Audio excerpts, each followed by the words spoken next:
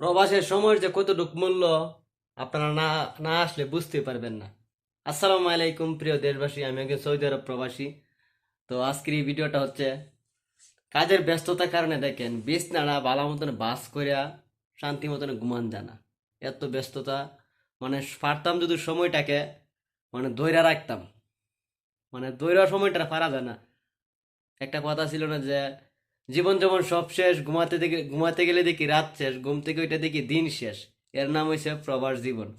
তো বিছনাটা এখনো ডিউটি চলতেছে, আমার লোক আসছে, তো ভাবলাম ফাঁকে দা একটু বিছনাটা অনেকদিন মানে আওলা জাওলা উপরে লইছে, তো বিছনাটা একটু যত্ন করি বিছনাটাকে। তো দেখেন এটা হচ্ছে গিয়ে আমার একটা প্রবাস লাইফের একটা রুম। তো দেখা যাইতেছে নি, আমি জানি না কতটুকু দেখা যাইতেছে। তো রুমটাকে এখন একটু গুছামু গাছামু, এটাই। দেশে থাকতে কত সময় কত এন্দা ব্যয় করছি, আর এই প্রবাসে আইসা এখন সময়টা আসলে খুব মিস করি, যে সময়ের যে কতটুকু মূল্য।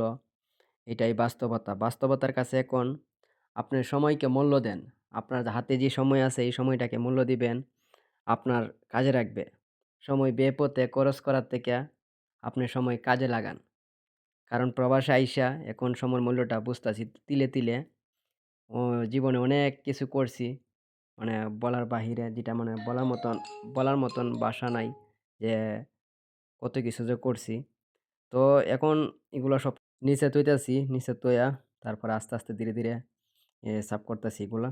তো অবশেষে আমার রুমটা আমি গুছায় ফেলাইলাম। আমি আপনাদেরকে পিছের ক্যামেরা দেখা যাচ্ছি, আমার প্রবাস জীবনের একটি রুম। এই যে এভরিথিং, সাইকেল টাইকেল লইয়া সব কিছু আমার রুমে আছে। এই যে এটি থেকে আমার রুম,